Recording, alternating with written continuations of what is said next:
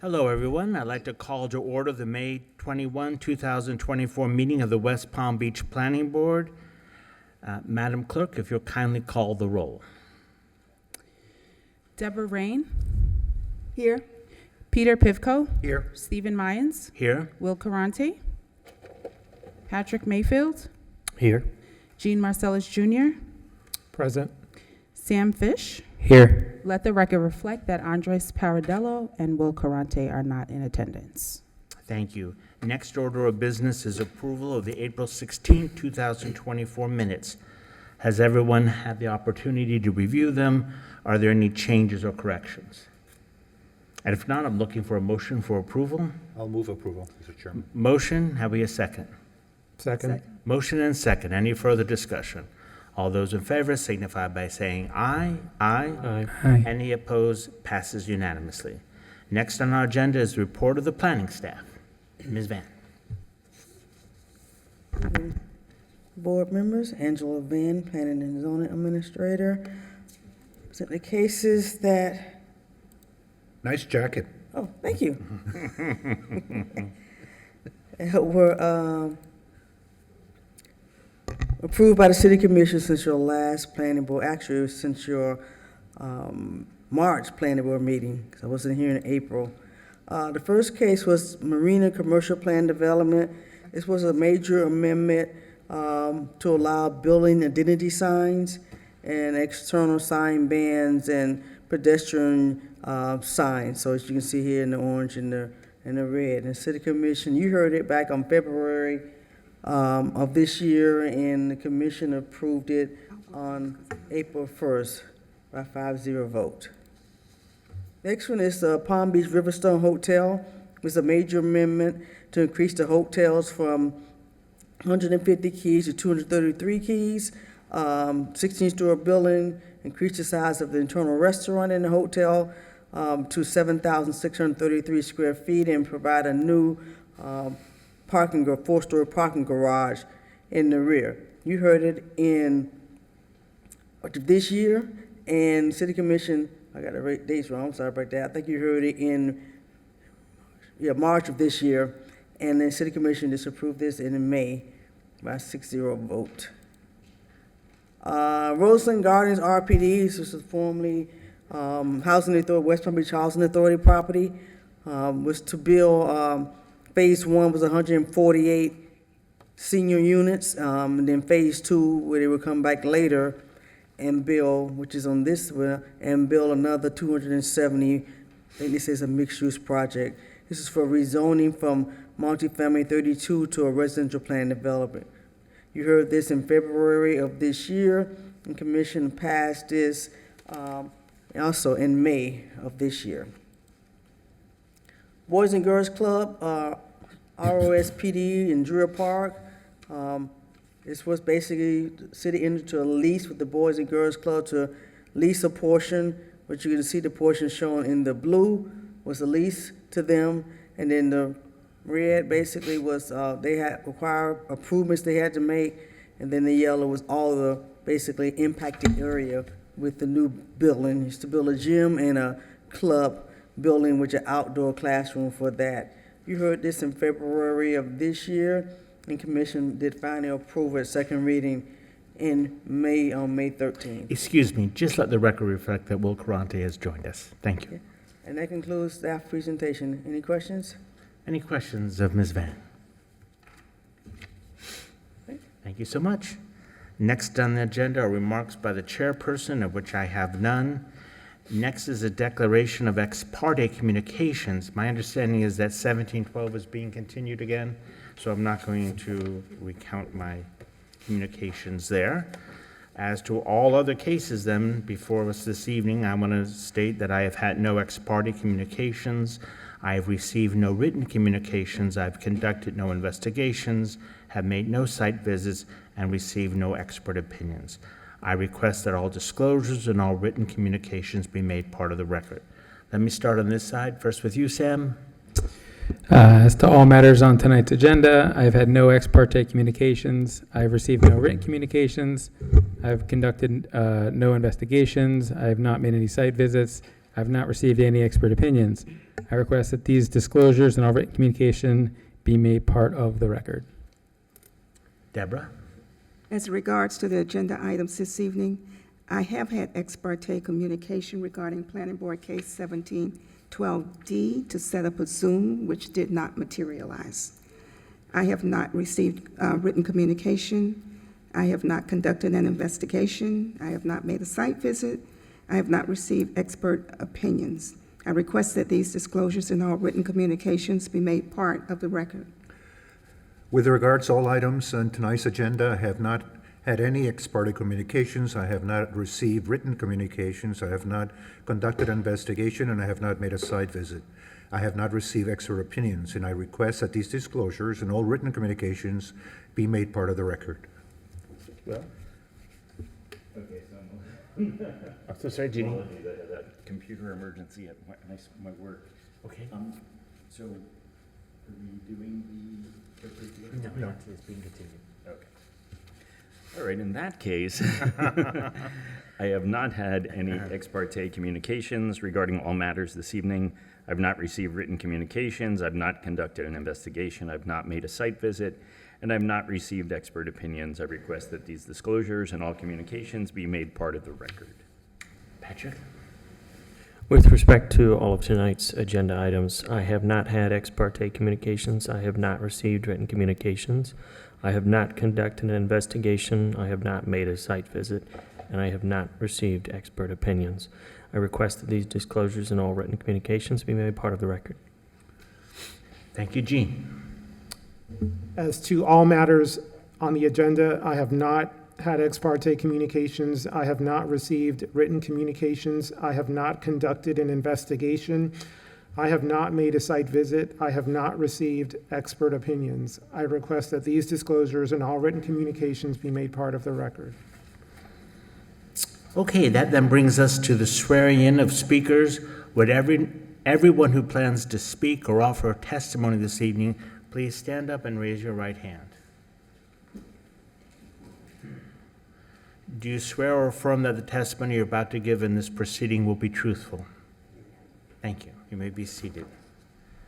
Next on our agenda are continued cases, and I understand that 1712D will be continued again. Mr. Thomas, do we need to make a formal motion and to vote on that, or? Okay. So I'm looking for a motion then to continue case number 1712D to our next scheduled meeting. I'll make a motion.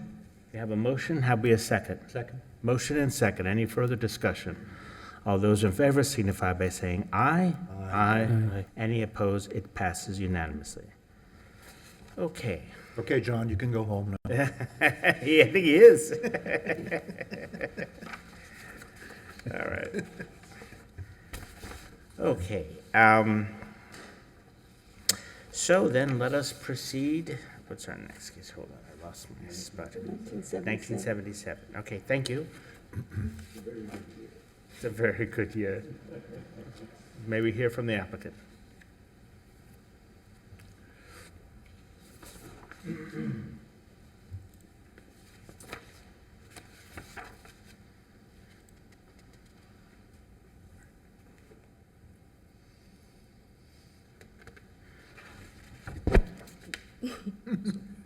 Hi, my name is Michelle Ladies.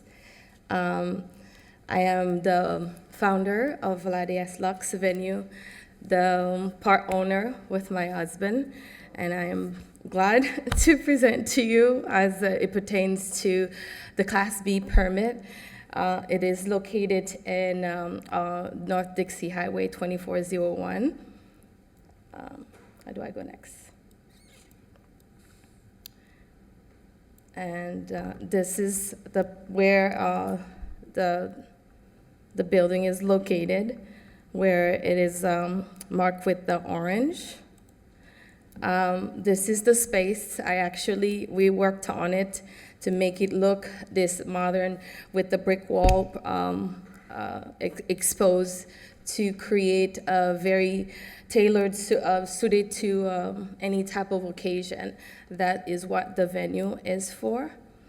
Like I said before, we are a family-owned business. We pride ourselves in creating and elevating any type of ideas that our client might have for their venue for their event.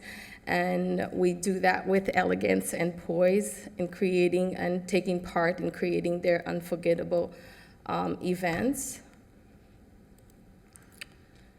Ladies Lux will be providing events, upscale events for small catered events like chef's events, painting or craft events, repast, retirement ceremonies, baby showers, birthday parties, author signing, any type of events or gatherings you may think of, we would like to have it there.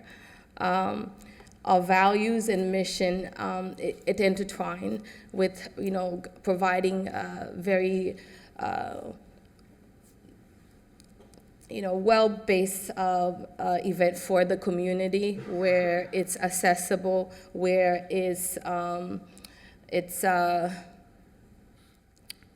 with person-centered for the client and with a great hospitality. I didn't want to just read it over. And this is basically it. We're creating unforgettable moments for every occasion. That's what Ladies Lux is about. Okay, Yes, thank you. welcome. May we hear from staff? Okay.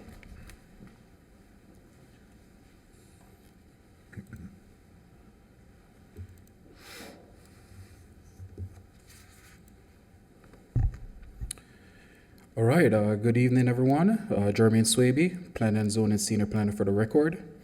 I would like to also add that changes have been made to the report, and the page, a copy of the page can be found on your respective desks. The subject property is north of 23rd Street, south of Northwood Road, and west of North Dixie Highway. The applicant is leased in the southeast corner, which is 1,916 square feet, and the property is currently occupied by one tenant, which is a restaurant. The event hall will be in harmony with the existing uses on the city block, as there are currently 3 eating and drinking establishments. As previously mentioned by the applicant, the event hall will provide an interior space with the flexibility of the program. The event hall is classified as a bars, lounge, and entertainment use, which requires a Class B special use permit for the Northwood Mixed Use District.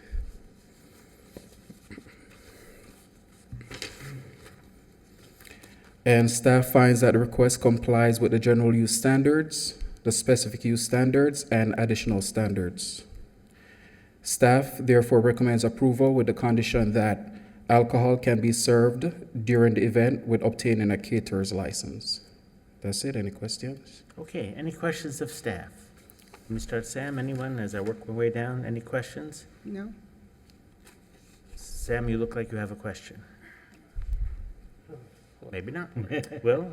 I do have a Patrick? question. Gene, go ahead. He's getting ready. He's getting ready. He's winding up. That's good. I was watching his presentation, so I'm just going That's to okay. find it right here. Go ahead, Gene, ask your question. Will parking be an issue in terms of that type of space? Will you foresee maybe higher density in parking? Not necessarily, based on the fact that there are currently existing uses which conform to pretty much what they are proposing, as the restaurant and so forth. It will pretty much be in accordance to what is already existing. So we don't foresee that much of an increase, if any. Go ahead. Angela Van, Planning and Zoning Administrator. The CRA has a public parking lot that's basically not too far to the west from this property. So they have public parking that the CRA has built for the Northwood District. So of course they have on-street parking, and also they can use this public parking lot. I think it's actually on 23rd Street, just west of this property. Thank you. Okay. Okay, any other questions? So, as to understand, so they're just asking for a special use permit for the business. It wouldn't run with the property indefinitely? No, it's just based on the use that they're proposing. So if it is someone comes in and changes the use, then it won't run concurrent with it. Okay, so is there anything other than, like, they're an event event space, is there anything else that that special use permit could be used for particularly, or Uh, is it specifically for an event space, or? Angela Van again. No, sir, this is a special use permit specifically for the event hall, even though it's under the category of bars, lounges, and other entertainment, but this is specifically for an event hall, so the Class B will run with it does run with the land, but it runs with the land as an event hall, not a bar, not a lounge. That's why we specifically put the alcohol requirement on it, that they only can use a caterer's license, because caterers have license and they have to sell alcohol during their events. So you can do that part of it, but you can't do a separate alcohol license for a bar or lounge. Okay, so they couldn't just decide to do a bar or lounge with this particular permit? Not based on this special use permit. They can come back in and we can look at it and see. Okay. I believe they can't meet the distance requirements because I think it's a school or something not too far from here. Got it, okay. Okay, any further questions? Yeah, so with regards to the catered events, if they brought in off-premise caterers that had a liquor license, can that be done?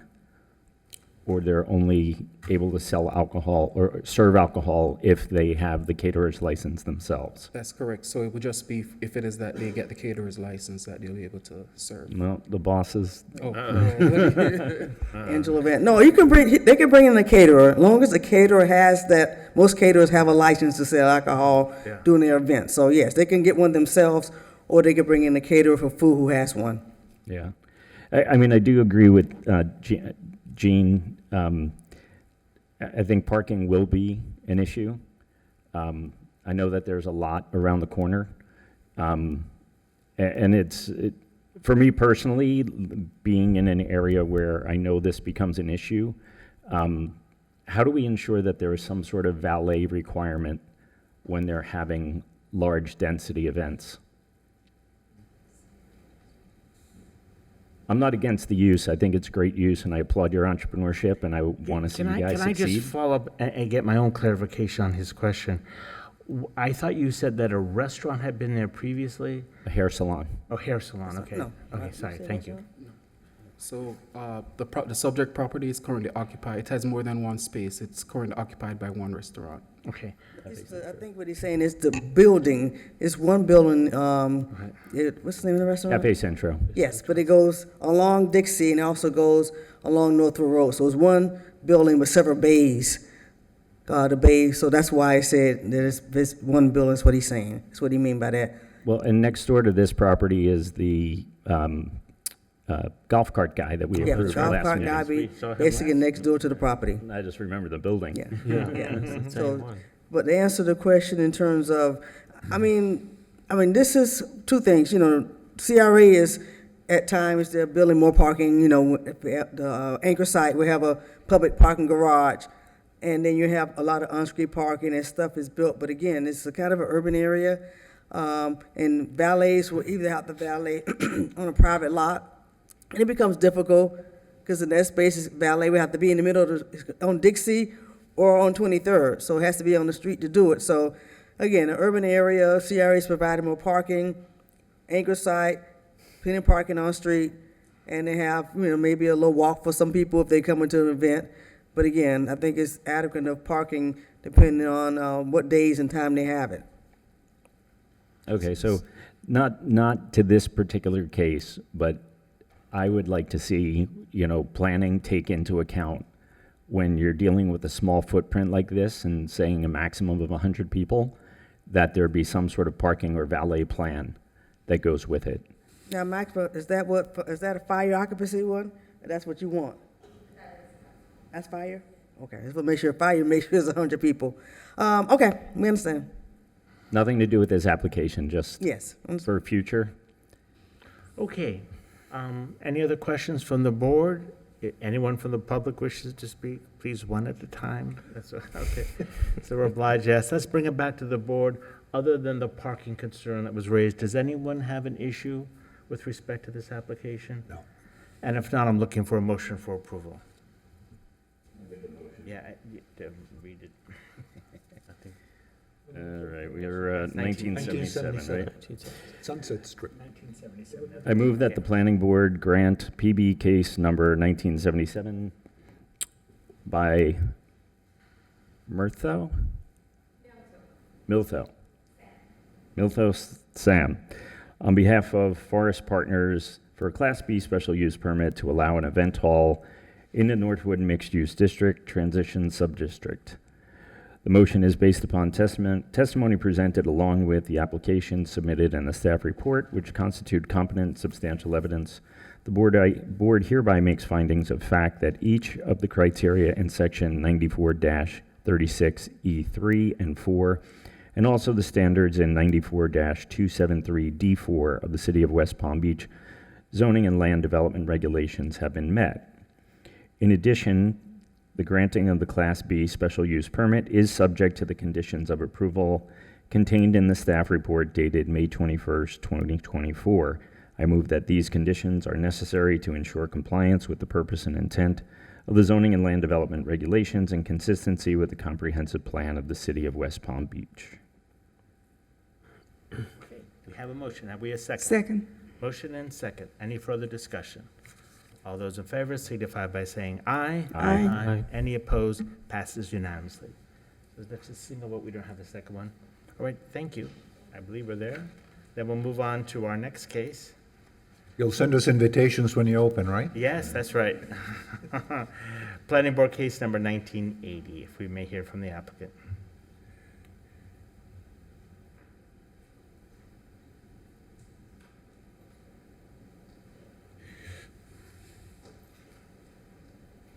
Good luck with your new business. Congratulations. Hello, good afternoon. I'm Juliana Angarita on behalf of Red I'm so Octopus. sorry. If you could please lift your microphone. I'm having difficulty hearing you. Thank For you. sure. Hi, my name is Juliana Angarita. I am on behalf of Red Octopus. We are an architectural company set up in Weston. We are here just requesting for a variance and a waiver for this project. This project is located on Broadway and 51st Street. We are planning to have 12 apartment units and 1 retail space on the ground floor. So the reason why we are requesting this is because we cannot comply with what all the standards that have the city do with the 2 frontages that we have in the site. So this is the variance that we're requesting. So we are planning to have retail space on Broadway, and we are having vehicular access and the parking on the 51st Street. So this not allow us to have a clear on a storefront in this street. So that's one of the requests that we are having here. And the other request is the variance for the location for the garbage room. So we have to locate this in the back of the property. So due with the location of the corner situation, we are locating this in this corner here when there is a red markup. So we are planning to have a really nice architectural exposed here that make the building more nice from the street, but having this use a little bit high from for the pedestrian way. So this is the reason why we are here today. Okay, thank you. Thank you. Any questions of the applicant? And if not, we'll hear from staff. Thank you. Thank you.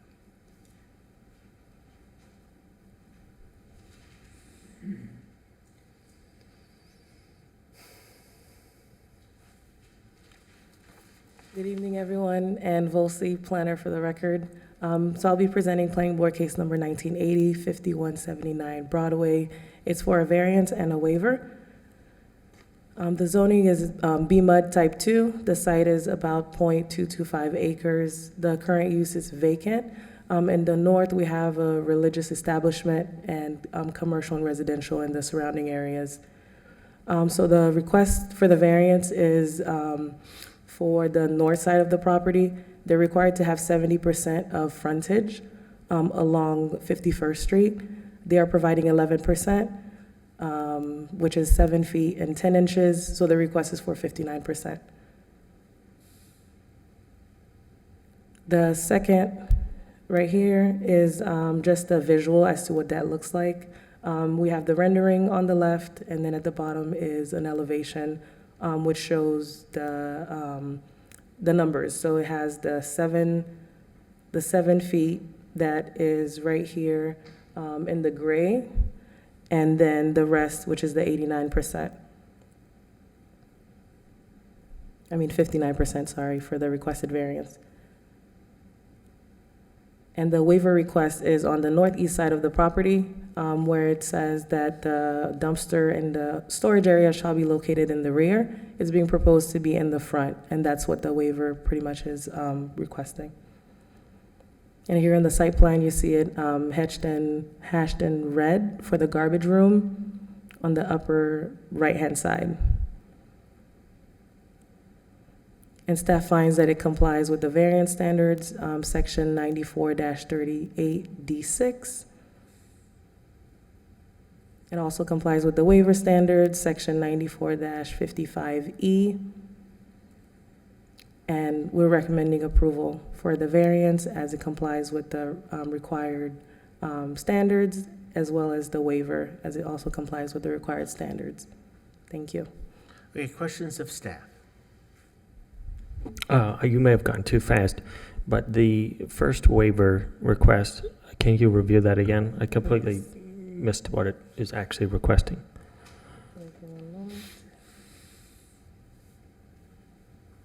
Oh, this is not working on here. It has to do with the screening or the, Yes. There we go.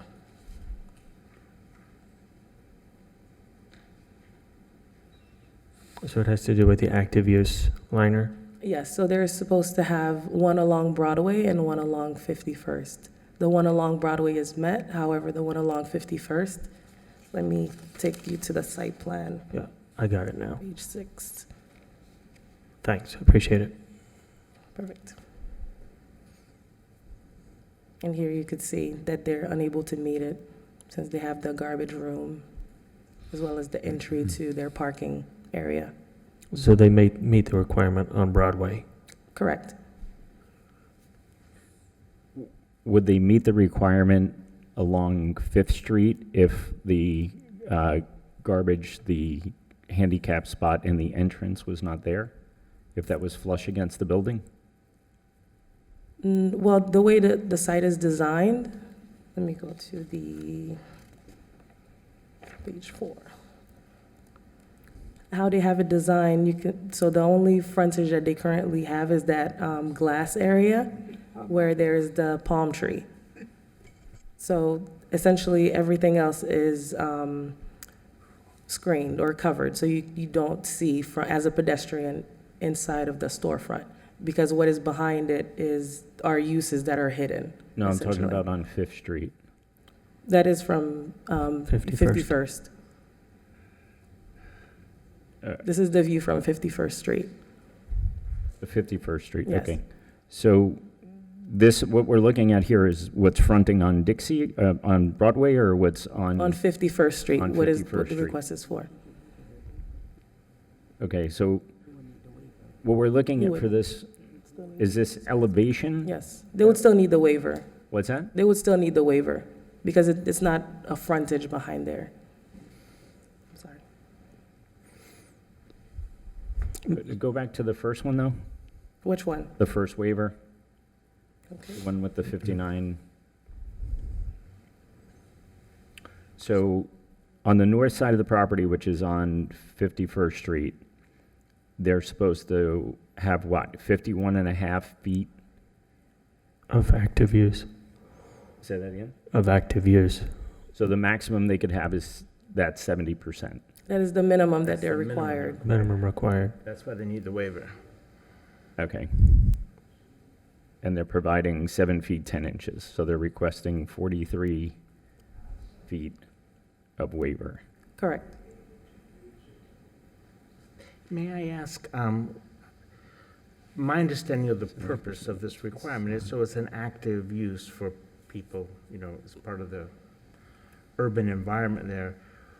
Is there a reason that can't be done? Is there some unique use to this building why it doesn't lend itself to better Yes. meet that requirement? So basically, I'm sorry, let me get to page 6. So they barely have any frontage along 51st. It is a mixed-use project, so they have 12 units of residential at the top, and ground floor is the retail component. So residential, they have to meet parking requirements. So because of the parking requirements, they essentially lose a portion of the site to the parking and having to meet those requirements, and therefore, they cannot accommodate the extra frontage along. Okay, The site is pretty tight as well, so. It's a rental use on the ground floor, is what you're telling me? Retail, Yeah. correct. And the reason, if they had the frontage, you're saying they wouldn't be able to meet the parking requirements? So if you look at where the garbage room is. Yes, I So see. let's say they had extended it into the parking. Right, So that means they could no longer accommodate that parking space, okay, and they would be deficient in their parking requirement. right. What is the required number of spaces for this project? Give me one moment. Sure. Do you have, I think you have it on your site plan, the required parking. They're required 13, and they're putting 14, which has the ADA. So if they filled the north side on 51st with an active use, they wouldn't be able to meet that 14 spaces, and you wouldn't be able to access the parking altogether. Yeah, okay. Thank you, we're just trying to make, No, you're that's living fine. with it, we're kind of parachuting in, trying to understand it. No, it's okay. So where's the entrance for the mixed-use So area? they have two. Is that on Broadway? No, Broadway is mostly pedestrian. They have an 8-foot sidewalk, I believe, along Broadway, and they have the entry along 51st. Can you show the site pictures that were at the end of your presentation? Of Juliana's presentation? Yeah, when you were scrolling through, you got to a section where there were a bunch Oh, of pictures of yes. the vacant lot. Yes, yes. It's gonna be an improvement over that, we can agree. Yes, and it's been vacant for over 7 years. Yeah. I thought it was a good-looking building. I'm just, wanted to better understand why the active use, and I think you've explained it. The challenges of a small lot. Is that what, seriously, that's it, Yeah. Peter? Yeah. And you'd rather have the frontage on Broadway, right, than you would on 51st Street, and they're having that. Yeah. Does it make sense, Will, to you? I see Patrick nodding his head. Makes sense. Well, while you ponder it, do we have any other questions of staff while she's up here? Because I have to open to the public, as you know. Start those cards coming.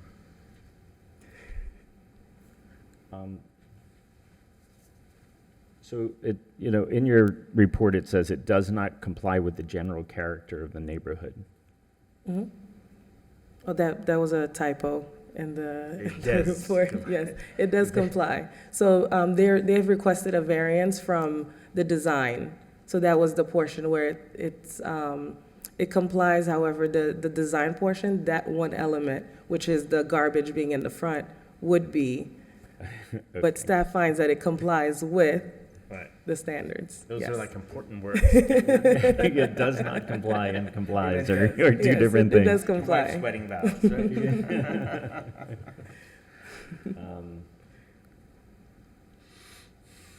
Okay. Okay.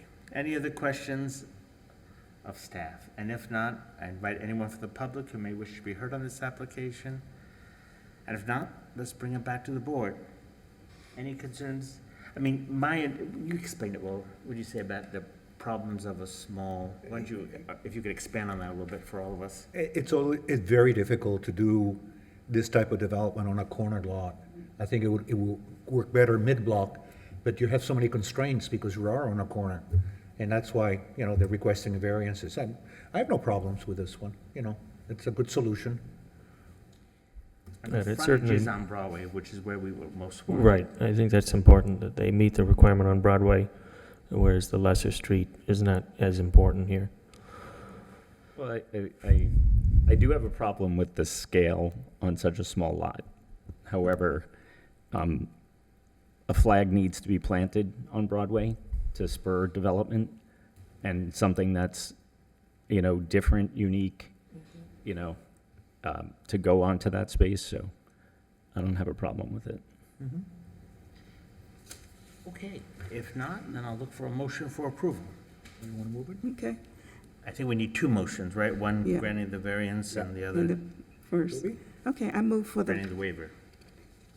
the planning board to grant planning board case number 1980, a request by Yanina Morrow on behalf of Unique Space LLC for a variance and waiver from the city's zoning and land development regulations, ZLDRs. Did you want to add something? Are we reading the wrong one? We're reading the wrong one?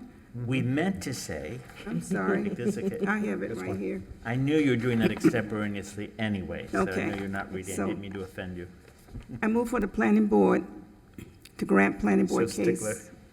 1980, a request by Yanina Morrow on behalf of Unique Space LLC for a variance from the city's zoning and land development regulations, ZLDR, to allow for the construction of a mixed-use project, including retail with parking on the ground floor and residential units in the upper levels in the Broadway mixed-use district.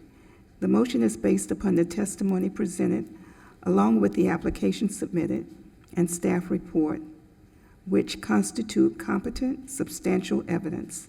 The board hereby makes findings of fact that each of the criteria in Section Article 2, Section 94-38D and 6 of the City of West Palm Beach zoning and land development regulations have been met.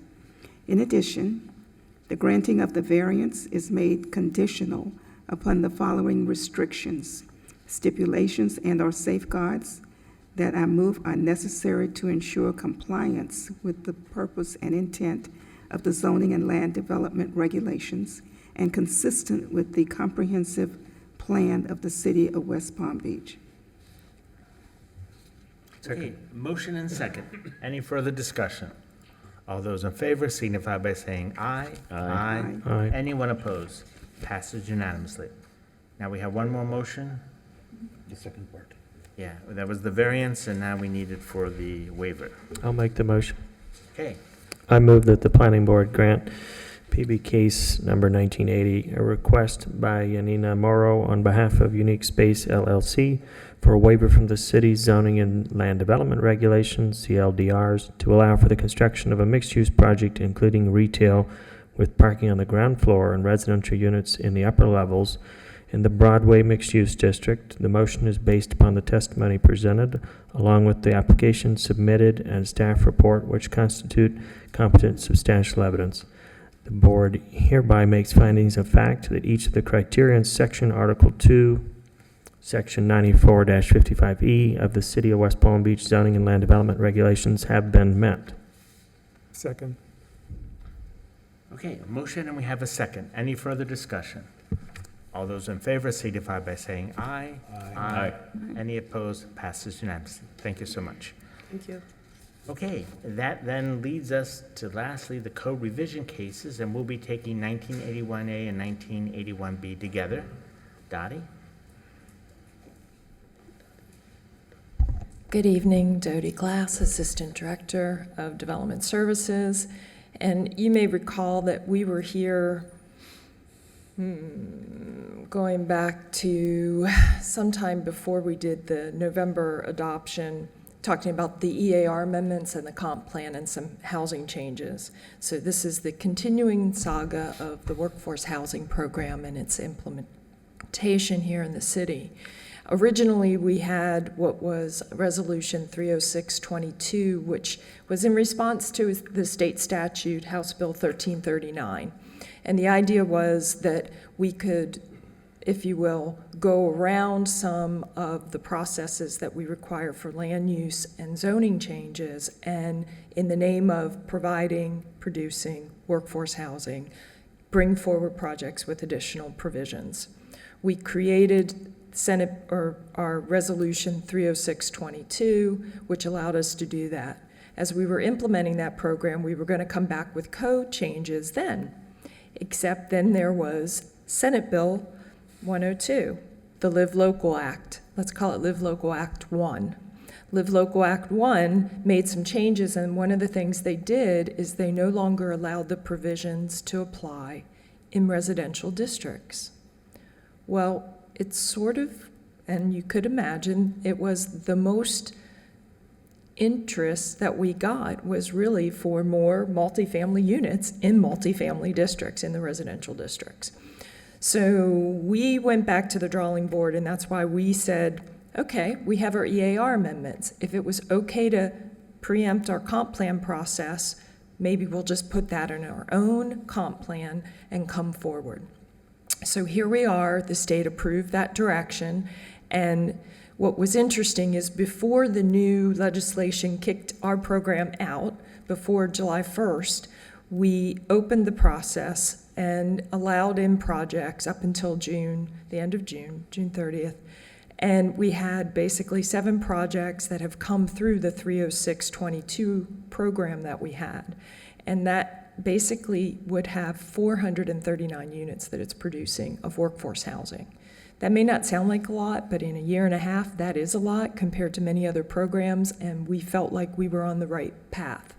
So we're excited to sort of be coming back finally with the code language. We're trying to move everything along. The language that we put in our comp plan was adopted, and then just last week, this latest version of Live Local, we'll call it Live Local 2, was signed by the governor.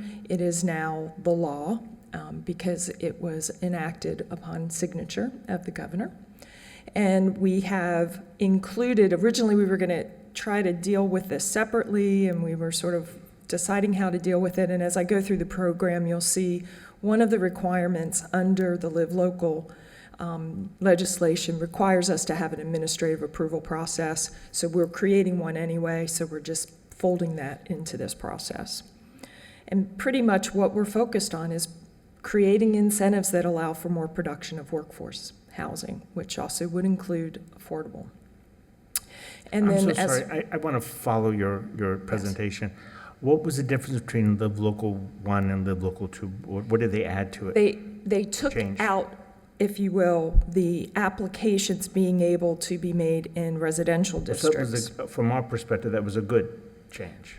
It was a bad thing because that's what everybody was interested in doing, because typically multifamily is built in a multifamily residential district. And so the fact that they took residential out of the program, all of our multifamily residential districts then were no longer eligible for the incentive that was to produce more multifamily units. So that was kind of our dilemma. Right. Elsewhere in the state, there was a lot of backlash about increasing density in residential districts, particularly single-family homes. Night and day, apples and oranges. What goes on in other places in the state are not really, synonymous with the way we're dealing with issues here in West Palm Beach. So the EAR amendments allowed us to continue doing what was working, basically. So as a part of that, it also meant that we could take the provisions that we were already looking to develop in the code and further develop those. And we're letting the state do its thing. We have not had a lot of takers of the state program. We may never get any takers of the state program. They have continued to refine it. It's really sort of another version of that legislation. They tweaked it a little bit more to include provisions for a few definitions and some other things in this last session. But again, what they didn't do is allow us to do what was producing units here in West Palm, so we took it upon ourselves to do that. So question for you. Workforce housing, according to this new plan, can only happen in multifamily districts? No. So it can happen in single-family districts? No. It can happen in commercial districts and industrial districts. As I go through this, I'll be able to explain to you more about the program, and I think it would be helpful to kind of run through it. Yeah, I was going to say, a lot of your questions are answered in the presentation, so if we can, let's run through it. We want the answers before the questions. I kind of know what it's going to do, but we're going to walk through it slowly because you all haven't seen a lot of the detail, and again, this is the code language, and I appreciate that. So again, the provisions are to provide the incentives so that we can produce more housing, and as a part of that, we're creating processes and criteria, a little stronger criteria, in the code language itself. And we've sort of alluded to with the provisions that are under the state, again, different program, we've got the state program.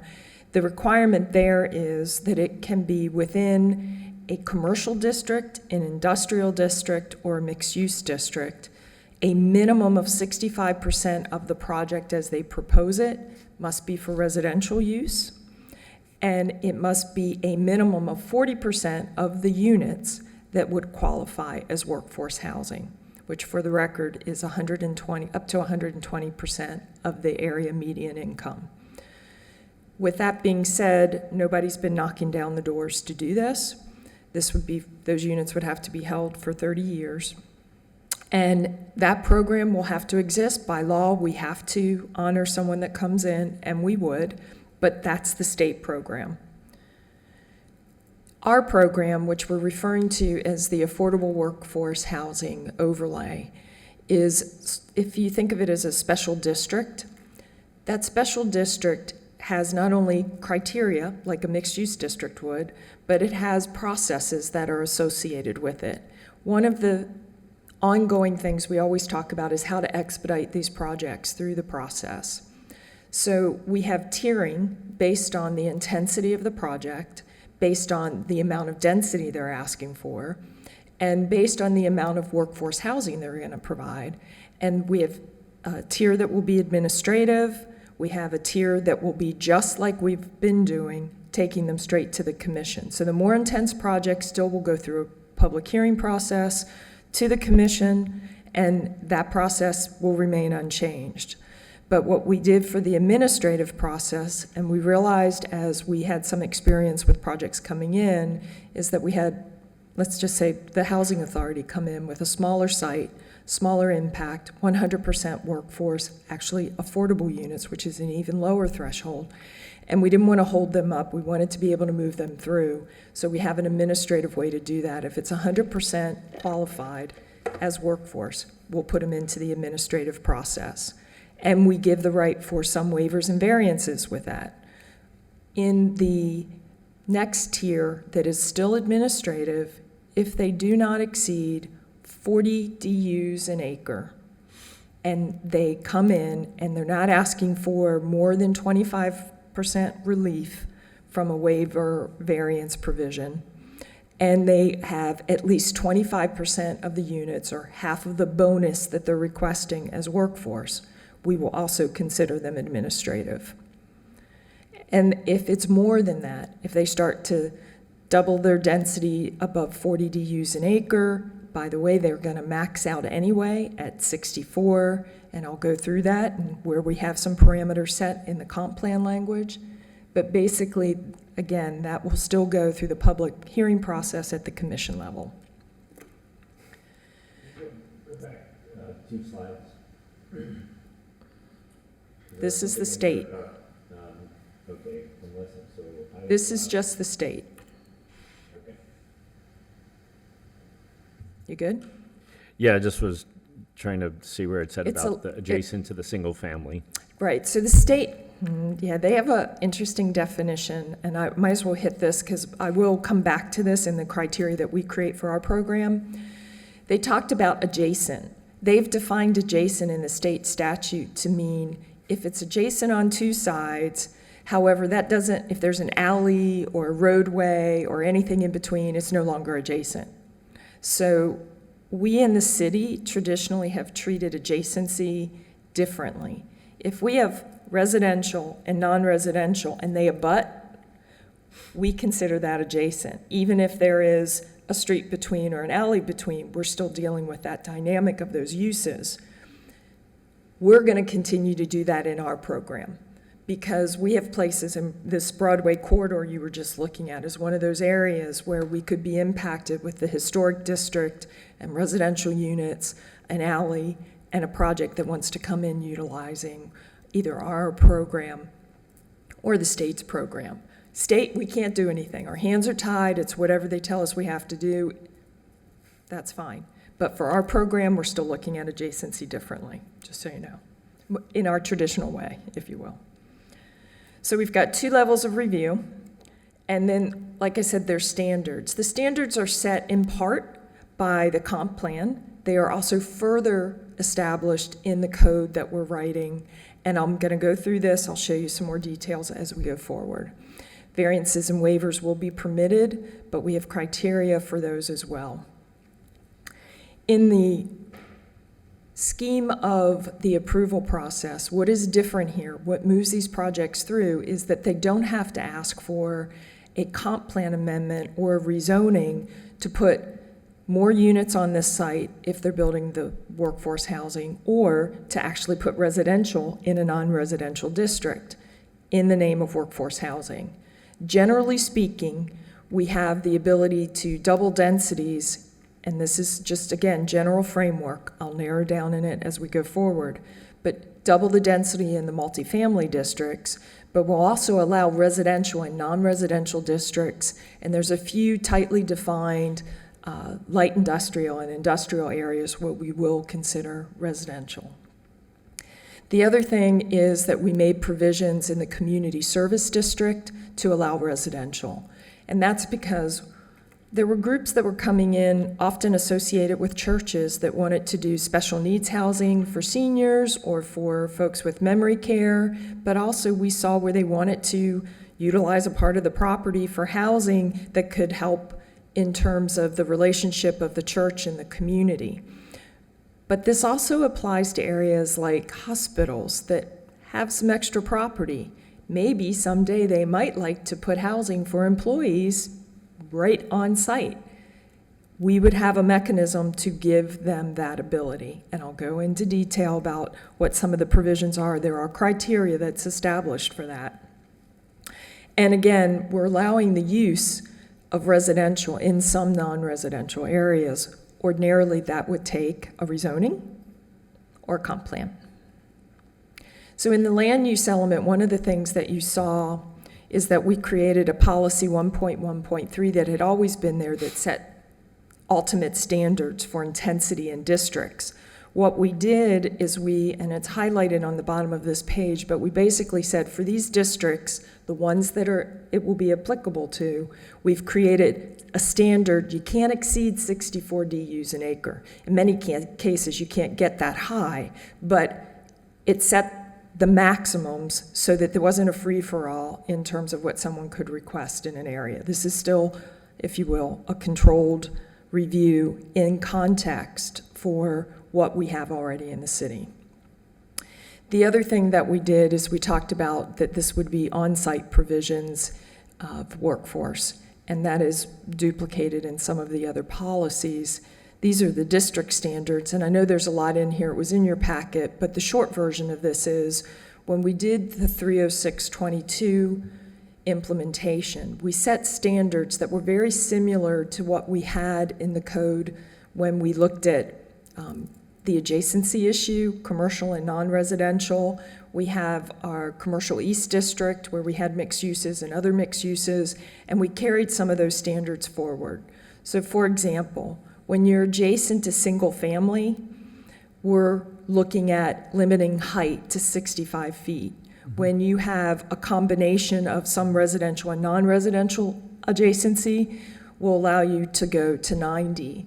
And then if you want to go commercial to commercial and you're building a mixed-use project that you're bringing in residential, we would consider up to 105 feet. There's still land development standards you have to meet, but we didn't, again, let it be wide open. We set some parameters for the districts in terms of height so that there would be some expectations. We also associate density to some of the categories. For example, if we're going to allow residential in those limited industrial areas, we're saying it's 100% workforce. You want to build it, we understand it, but we're going to give you relief or consideration because we want to get units. That's really what we're trying to do, is produce units. The other thing, as you go through the districts, we do not apply the standard to the downtown area. The downtown master plan has its own housing program. The Curry Mixed Use District has its own housing incentive program. But BMUD, that we were just talking about, that project in, and NMUD, the Northwood Mixed Use District, will be a part of this program. The administrative review, the criteria for the bonus is, again, limited to how far they can go. As I mentioned, and I just want to reiterate, 25, the units are set up that you have to have the workforce housing qualified if you are not 100% workforce. I talked about 2 tiers. One, if you're 100%, you're in administrative. But when you're not, we're also creating a little more consideration for the tiers for the affordability of the workforce units. We want it to, and based on our experience in projects that have been coming through, we want it to give an opportunity to get some units at 80%. We want some at 100, but we're also going to allow some at 120 to sort of balance the 80. But what we're trying to do is create a range of income level that would be available in the workforce units. The waivers and variances are not to be exceeded. And one of the things that we noted as well in the administrative is we wanted to limit the overall amount of density that could come in through the administrative process, because we know more density means typically greater impacts. So again, it goes to the special review. 25% of those units, again, that are the bonus units, have to be qualified by income level. 80% have to have a 25% threshold. We have 35%, 45% of the units at 100% and 30 at 120. The property in this case, we know, could have been upzoned, meaning what we saw in some of our 306 projects they came in with a comp plan amendment to go to, a higher zoning district or to a higher land use to permit a higher zoning district, and then they came in and made the request to double density. That's the only way they could get to the 64 DUs an acre. We've had a handful of projects that came in and did that, and to be honest, in the locations that they came in, they got approved because in those locations it worked. I will say that in the mixed-use districts, it's not density-driven. We have floors and heights that are the limiting factors for the size of the buildings that can come in and the amount of intensity on those sites. We created provisions because we didn't have them previously for existing plan developments. Existing plan developments often have an underlying zoning. That's what we would use as the base density to look at. But if they don't, then we would look at a surrounding density of the character of the area that they're in. The other thing that we have is the community service district that I talked about, and I told you there's some other standards that have to be met. If they're going to do residential in a community service area, then we're going to be looking for 100% of the units to be workforce. We're going to look for it to relate to the community service provider that's there. If that was the hospital or a university or a church, there still has to be a relationship that's maintained with that community serving entity that has got that district designation. And the idea is that this housing really supports their use and is provided for their benefit and for the community's benefit in which it's serving. The adjacency of other properties would also be the determining factor if there's no underlying zoning in those cases as well. Again, this was the comp plan language that we put in, referencing that it had to be on-site, affordable indoor workforce. And that was the original EAR amendment that then is being implemented by the standards that we're creating in the code. The other standards that we had to create were related to the units themselves. There's some process parts that you'll find in the code language related to enforcement and to the units that are to be workforce, which will be monitored by the city. Housing and Community Development does what's called a housing incentive agreement, which is between the development and the Housing and Community Development Department in the city, that basically obligates them to whatever they said they would provide in their development. That agreement has to be signed prior to getting their building permits, and then the ongoing monitoring will be for a period of 30 years for these units. The other thing is that the units that are created have to be dispersed in this development. They can't be in one building, on one floor, in one location. They have to be, and the truth of the matter is they're going to be finished like market units anyway. They're integrated. These units may actually move in location over time, because one of the things that we're aware of is sometimes people's income changes. You don't necessarily want to lose them as a tenant, so you can keep them in that, and then the next unit that comes online that is similar, you can then make that the workforce units. So we're trying to make it so that this program is not punitive or difficult for those that decide to participate as well. We want it to have a life. The variances and waivers, generally speaking, the provisions of the state statute, as I told you, sort of set some standards for height and density that we're locked into. This new version of Live Local sets FAR, and it actually allows for an increase in the FAR for a project in the name of workforce housing. It also talks about, and the state talked about it, we already know that this is something that we do regularly with projects, but parking is usually something that is a consideration that is needed for relief. We also find that landscape is a consideration that typically comes up on sites. You know this sometimes with some of our other projects, but what we'd like to do is, if you're asking for relief from parking, we want you to consider some other things. We want to know, are you near transit? That's a good reason if you're right there near a transit stop. But we also want to make sure that pedestrians actually have an accessible, safe route to get to the transit stop. Or maybe you make provision for a bus shelter at the transit stop. Or maybe you're a larger project and you need to provide some other transportation or shuttle services to what we would call a transportation hub, like to Brightline or Tri-Rail. We want to leave it open that you can ask for what you need. It needs to be based on small projects and big projects, but we want consideration to be given when you apply for this program and ask for the relief. You have to justify it with the way you're going to operate on the site. There are provisions if you have parking within 600 feet. And actually, I'll give the state credit, these are some things that they did consider in their program as well. We're taking the same approach with landscape. I have a question about the parking. Can they charge for parking in a workforce development? We have just dealt with that issue in a different way on another project that didn't come through any of these programs, but where there was a set aside. We've had a couple of things come up. One was we had given relief for parking by providing bike storage, and then we found out that the bike storage was being charged for. And then we just went round and round with this on another project where parking, everybody's paying for, out of the box.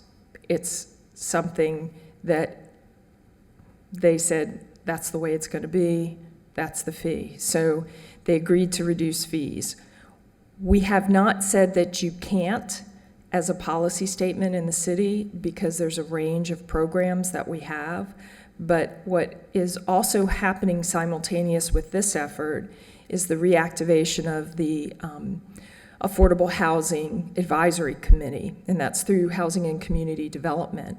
And some of these issues are going to be on their plate so that we can create, if you will, some standards that we're comfortable with and some thresholds in what would be the housing incentive agreements that get signed. One of the things that we have learned, obviously, is how well our condition is written will determine what we get on the back end. So we're aware of those types of provisions, and we're looking at those in terms of the scale of the projects, because the bottom line is some of these projects are small projects and we can't be onerous on them. Like we had Vita Nova that came in, and that came in with no parking requirements. But again, they have a very special needs group that doesn't drive, right? So we have to look at them all somewhat separately. But on the mixed income, where we have a lot of market rate units and they're asking for more, those are when we tend to ask for greater clarity about what can and can't be done through the housing incentive agreement. And what the advisory board is going to be doing is making some recommendations of things that we should be considering as sort of policy.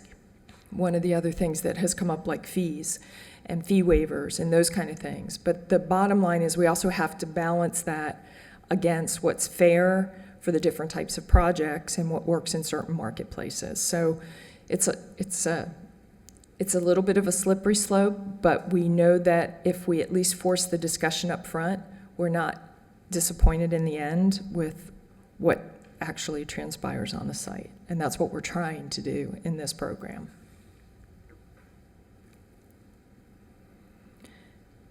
Now, same with landscape, it's the same thing. It's one thing to say you can't put a tree in every 20 feet, right?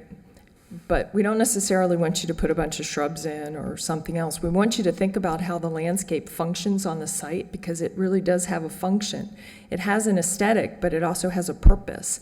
It creates shade. It creates also a sense of place.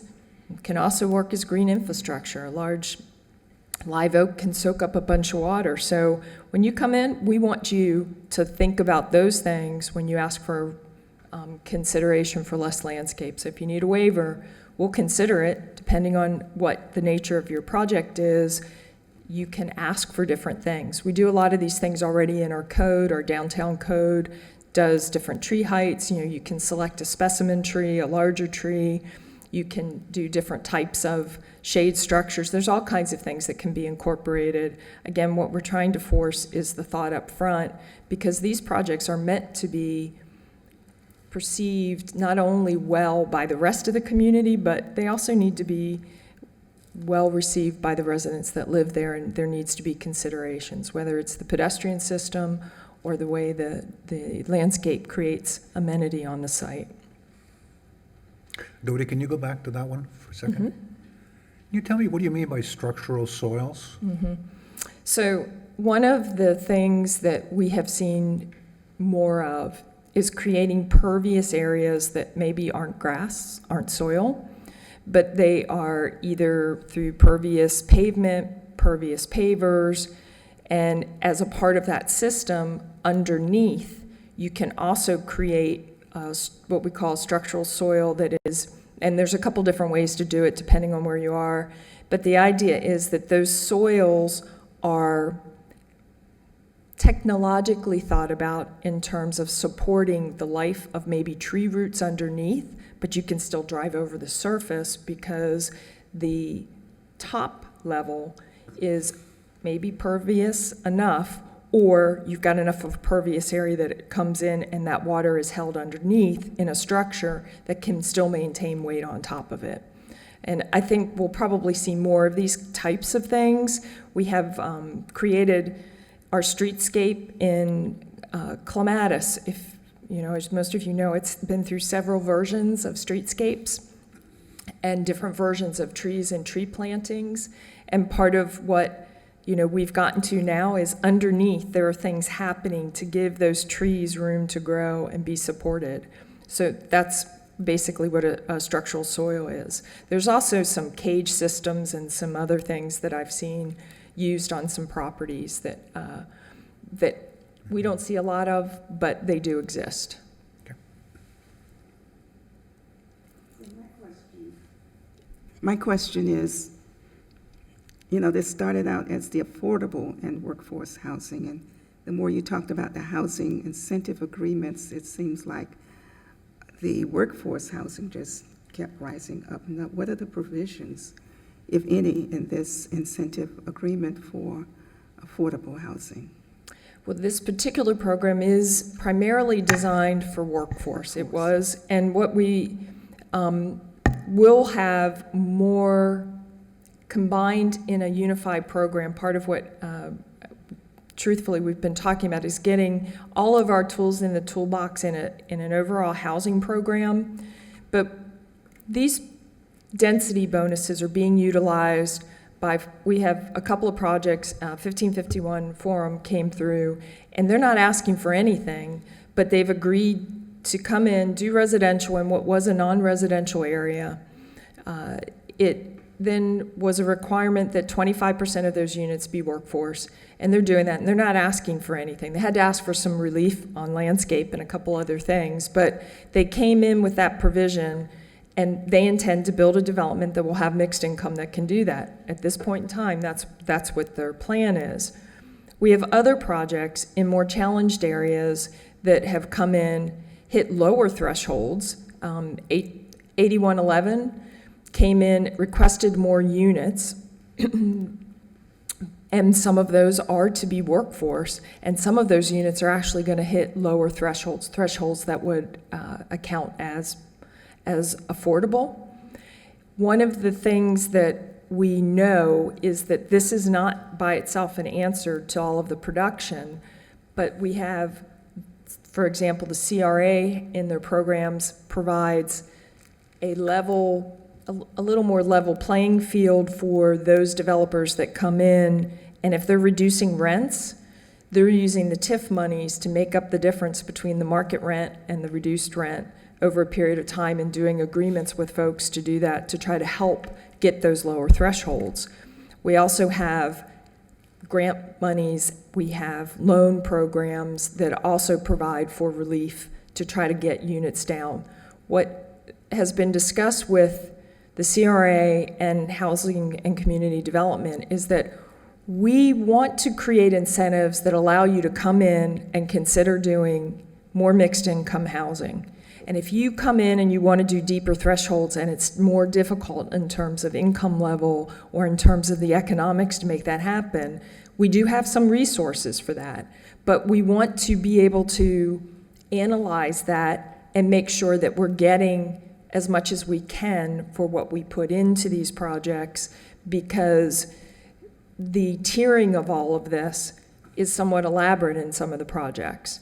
And we want to encourage the production to happen, not just because they're coming in to build a tax credit housing project, but also a regular developer who might say, you know what, I can put a few units in that mix that are, if you will, restricted in terms of how high they can go in rent and get more market rate units to balance that difference.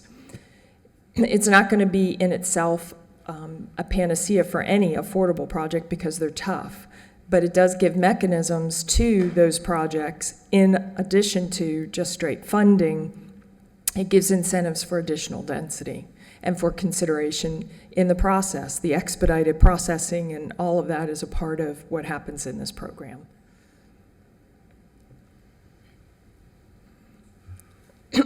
We're talking about standards that do not apply to single-family areas, the historic community, the downtown area, or occurring mixed use.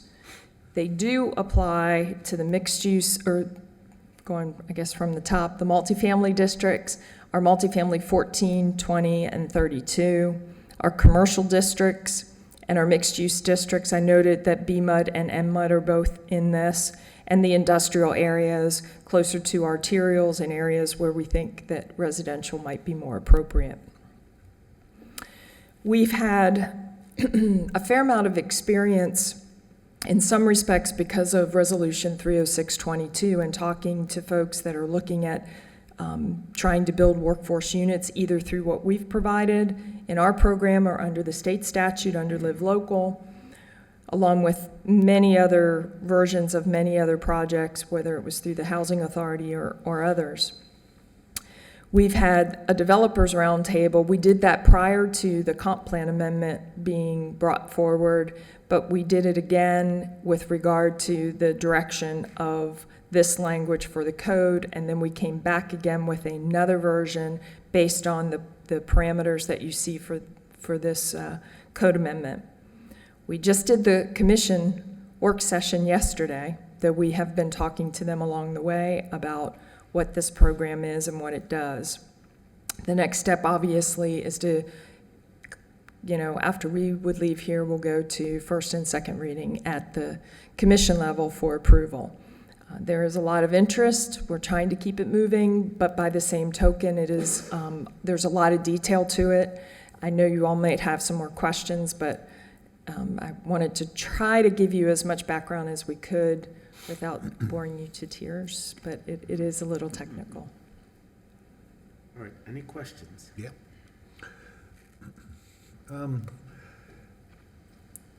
I'm interested how comfortable the city will be 5-10 years down the road in monitoring all of these so-called workforce housing units and how to ensure that they do remain in the market.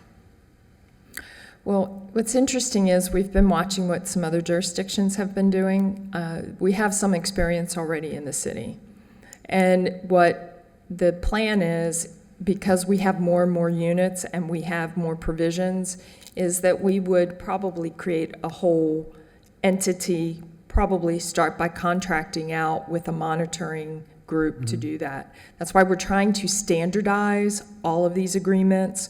We're also using the knowledge we have from working with some of these folks to seeing some of the challenges about how we can implement. We're trying to simplify income qualifications. We're looking at, and what they do now is, for example, they do regular reporting, annual reporting. These projects come in, they do that, but then we do sampling. The city goes out and samples, checks files to see what's happening. And they're finding that that system is working.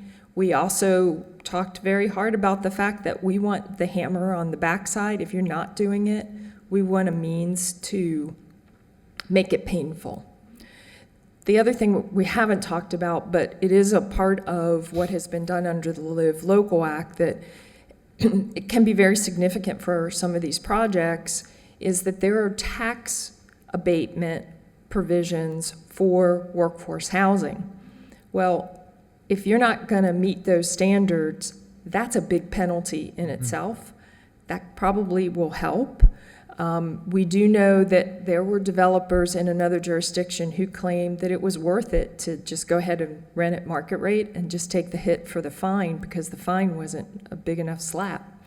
So we intend to make sure that we have a big enough slap. We've talked about what those provisions are, and that's the way we're looking at addressing it. But we do think that a lot of what we have, and what's been interesting too, is some of the projects that have been downtown that have come on board and close to us, our employees are getting the first opportunity to step into those projects. So they're already, the income qualification, the process there, that's a win-win for the housing developer. So if we create that and facilitate those relationships, we think that's working to a very large degree as well. And at the developers meeting, Rick brought up a very interesting option about using the tax base that's generated, reinvesting it back into the units. Is that part of the work session coming up, or is already approved, or? Well, you were there too, Dodie, you're going to answer. She doesn't subscribe to it. That's Rick fine. Green, Development Services Director. That's a program that we have in place now. So prior to 30622 being approved, we started with a downtown program. And what that downtown program said was that we give developers a 20% increase in their development capacity downtown, but they had to set aside additional workforce units. When we broached that discussion with the developers, they said, given the high cost of land in downtown West Palm Beach, that wasn't enough to make the program work. So then we came up with the idea, well, if that's what's limiting you, then we'll offer a tax increment to basically fund the difference between the market rent and what we are asking you to charge. So in downtown, it's a 20-year requirement, and what we do is we basically bridge the gap between the AMI rate that we're pursuing and the market rate. We bridge that gap for 10 of the 20 years. That makes the program financially feasible. That's very creative, Okay, any other questions of Dodie? I have a question. I think, generally speaking, everything you've laid out is very forward-thinking, and I applaud all you guys' work on this. I think one of the topics you brought up that was most important to me was the one of adjacency. I think we've seen some very good examples and some very bad examples potentially in the past of some of these projects that have used, that are coming in adjacent to, these older single-family neighborhoods that may have already been rezoned. But I wanted to ask specifically how you guys came up with that 65-foot height limit. Well, it was something that was previous, and I went back through the codes, and Angela could probably tell more in the history, because obviously I haven't been here that long, but when I got information from both Rick and Angela of some of the other studies that were done and considerations that were done for maybe some code amendments that didn't actually go forward, like there was a high-density district that was considered at one time, and there were already provisions, and we do have provisions, like I said, in the code for adjacency that sort of establishes some thresholds. The commercial east, where they were allowing residential to come into some of the mixed use, if you will, east of 95. So basically it was built upon what the previous conversations have been, but in reality, the provisions that we have for setback say, if you're in this district, you've got to be set back so far, you get 40 feet. So if we're going to give you some additional density and encourage you to do that, we've got to give you something. But how much we give you is really going to be dependent on the area you're in and so forth. And I didn't go into it in detail because it is a lot of information. There's a lot of, it was in your packets, but there's discussion about the compatibility. There's also infrastructure and traffic impacts that on the front end in the application process, we're putting a little more emphasis on information that has to be provided, because we understand that we need to be considerate, but what we also understand is if we don't have a hard and fast something, we've got nothing to protect us. So we do have some standards both in that density that's in the comp plan and then in these provisions to say we'll give some consideration, but then they fall back to their existing zoning district. And in that case, it's pretty restrictive. You're going to have to ask for a waiver or some sort of relief, a variance, in order to get through those land development regulations. And then once you do that, we just need you to think about how this operates, how it works. And we're trying to force that justification to really be meaningful to the project. But the adjacency issue, we were uncomfortable with the state language. To be honest, we're not really sure what they were thinking with what they did, because if the pushback was so big for single family, you would think they'd be even more concerned about adjacency, but then they created it in a way that leaves a little more, let's just say, wiggle room than what we typically would do for adjacency. So the 65 feet was based on a standard of, if you think about how tall a building's going to be, 3 stories, 4 stories, where you're going to get, and then in my trying mind, to, that's 5 stories, typically, which is still pretty significant next to, 1-story homes that are 13 feet tall. if that's where it's located. Yeah, right. Right. But if you look at the character of a community, and in that case where something is coming in with a height restriction, you have setbacks that are already established in the underlying zoning district that you may be comparing to. And then you're going to have to ask for relief from that. And one of the areas that, and because you had this project in BMUD, that's one of the areas, and we're in the process of reviewing BMUD. The CRA has been working with Dover Coal. That'll be moving through later this year.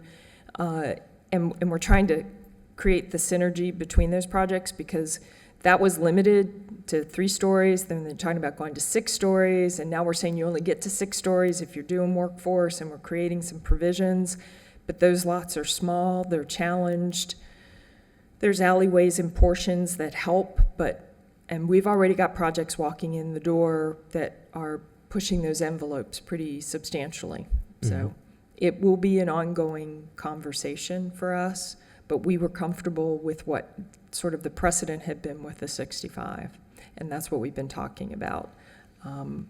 Knowing that, we already will limit what we can do in terms of within any single-family district. To be honest, Angela and I and Rick have talked about, at some point, we probably need to have a real townhome discussion, because that's, the single-family 14 probably is an area ripe for looking at some things. That would be something else in our spare time, but. Yeah, I guess that area seems to be a component that will probably continue to be contentious as you flesh the rest of this out. And we also have, a lot of discussions that happen on Flagler, right? And particularly on the north end. And there's, there's a lot of height with minimum setbacks because the PD standards don't have very large setbacks. So. Any other questions? Yeah, so, Someone ask a question? Are we to vote on these things, Sam? Yeah. Looking for motions? Okay. Sure, I'll move it. Is there any, first I want to make sure everything covered. I need to ask, I feel idiotic. Anyone from the public wish to be heard on this? actually, I have a question. You have a question? You want to join the public and ask the question? Or you're gonna Sure. ask from the dais? Okay, go ahead.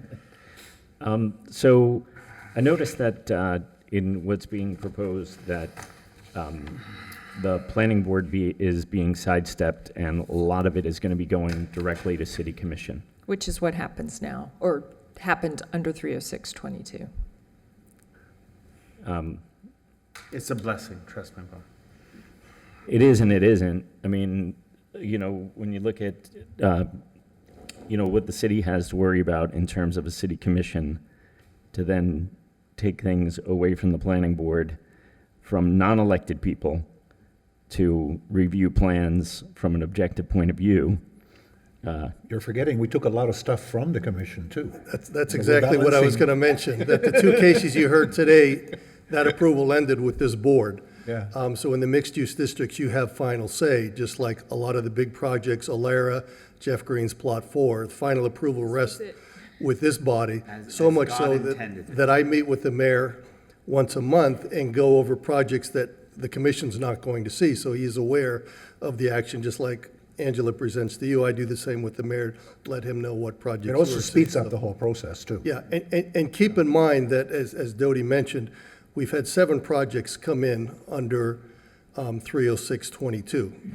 This board saw all 7 of those. They eventually went to the city commission. So it's not like we're going to have a lot of projects knocking down the door to meet the workforce. We hope it happens, but it's going to be a limited number. And again, what we're trying to do is expedite the process and make it as user-friendly for the applicant to encourage somebody to come in and streamline the approval process as much as possible. So does anyone have any misgivings about approving these? And if not, We'll I'm forego gonna the commissions that we get. I'll move that the planning board recommend to the city commission approval of the planning board case number 1981, a city-initiated request for a text amendment to the zoning land development regulations, ZLDR, to implement the recently adopted amendments to the comprehensive plan to allow for incentives to produce affordable and workforce housing and to implement provisions of the Florida statute sections 150, let me put my glasses on now. Later in the evening. 166.04151, Live Local Housing Act, SB 328. These provisions are similar to the City Resolution 306-22 that implemented the Florida statute sections 166.0451 as provided for in the HB 1339 in 2022. God, that's a lot of numbers. This motion is based upon the testimony presented at the hearing, along with the application submitted, staff report which constitutes competent substantial evidence. Planning board hereby makes the findings that the fact that the application complies with the required standards of the City of West Palm Beach Comprehensive Plan and the required standard sections 94-32 of the City of West Palm Beach Zoning and Land Development Regulations. Okay, we have a motion. Have we a second? Motion and second. Any further discussion? If not, all those in favor signify by saying aye. Aye. Any opposed? Passes unanimously. Now that we all cover that in a single motion, And if so, that brings us then to other business, unfinished business, new business. Hearing nothing more, we stand adjourned. Thank you, everyone.